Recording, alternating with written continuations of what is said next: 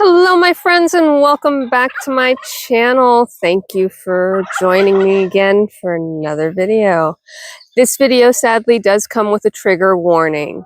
Please understand that we are going to discuss animal death.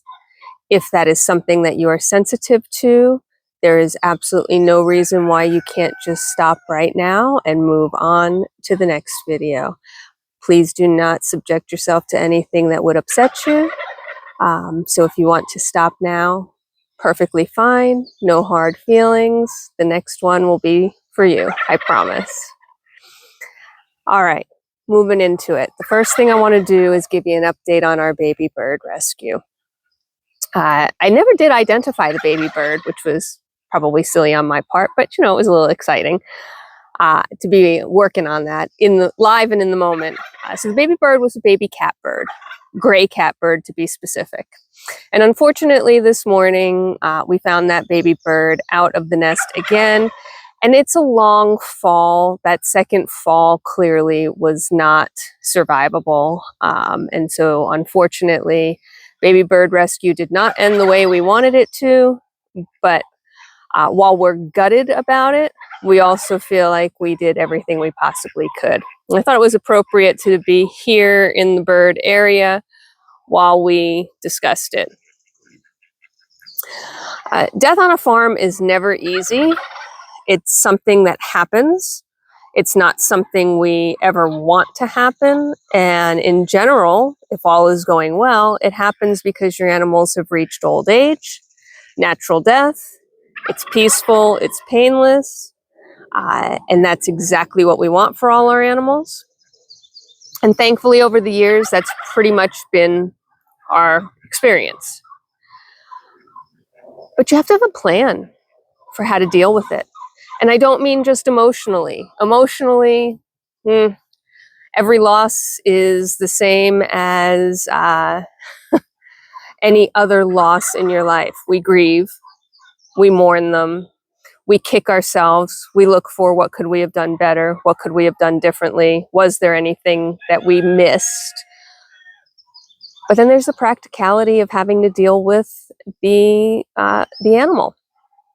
And unlike with dogs or cats, where you can take them to your vet or to a pet cemetery of some sort for either cremation or burial, with livestock, it's not as cut and dry. There are a couple of options, and we have to be prepared for all of them, so we research this well in advance. There's an option called livestock carcass disposal. Not exactly the most elegant of names, but that's just simply what it is. And there is a service that for a fee will come and take that carcass away and dispose of it for you. That is one methodology.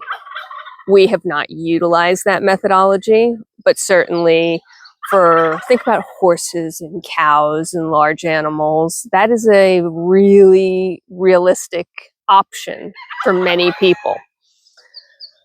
The second option is to deal with it yourself on your farm. And that comes with choices as well. Are you going to bury? Are you going to give back to nature? Are you going to process or cremate yourself on your farm? Cremation is really hard. It requires a very high heat. It is not something that you can just do in a standard fire pit, for example. So I would say 9 times out of 10, that's not the option. And the option is either burial or give back to nature. We do a bit of a combination of both. There is some give back to nature. When we find wild animals that have met their end on our property, we give those back to nature. So at one point, there was a deer that had passed in the woods. We took that carcass and dragged it back deeper into the woods and gave that back to nature. The vultures, the scavengers, all had exactly what would have happened anyway, just in a more private place, not quite as close to our animals. When it's our animals, we opt for burial. And we opt for burial versus giving back to nature for 2 reasons. First is I really don't want the wildlife in our area, the scavengers in our area, to start to get used to having a food source that originates from our livestock. Would they make that connection to say, hey, you know, this was a great thing and now I'm going to go, you know, predate on the live animals? Probably not, but it's certainly a possibility, and we don't want to introduce that risk. So when we do bury, we bury deep. We also bury with lime, which helps the body decompose quickly and not become something that will get dug up or have a smell. And that's how we deal with death on the farm. Thankfully, one, we have the woods that we can do that in. Two, we have the equipment that helps us dig that hole. And three, we haven't had to do it very often, thankfully. Right? We've been in operation, or we've been in business, been in farm business, a little over 12 years now.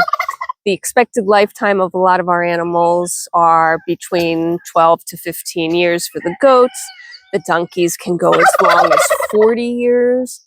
And birds are a very long-lived bird as well. So again, you know, 20 years on a bird is not unusual. A little bit less for the turkey, and a little bit longer ducks and geese versus chickens. But overall, they have long lives. So we've had very limited need to manage that right now. But I wanted to talk to you about it while I had the opportunity, because it's important to have a plan. It's important to know exactly what's going to happen and exactly what you're going to do about it, so that while you're grieving, while you're spending your evenings sitting there thinking about what could you have done differently, how could you have prevented this, you know, you aren't agonizing over trying to figure out what to do with that particular animal, and we take care of them with the respect that they deserve. So I thought I'd take this opportunity to bring up that subject. It's probably one of the few times we're ever going to talk about that subject. But the reality is my animals are getting older now, right? I have 13-year-old goats. I have 13-year-old pigs. The pigs, you know, could live 20 years, but the goats are not going to make it that long. That is just not their lifespan. It's not their natural lifespan. So, you know, this is something that's becoming reality for us and something we have to know about, plan for, and I'm just sharing while I have the opportunity. So we'll go back to a little bit of moment of joy with the next video. I'm sorry that the baby bird did not work out the way we wanted it to. Farm hubby was absolutely gutted last night, or I should say this morning, when he discovered it. And unfortunately, that is sometimes how it works. It's just sometimes not enough. So thanks for being here. Thanks for listening to me. And thanks for having a little bit of a moment with the birds. We'll talk to you at the next one. Bye for now.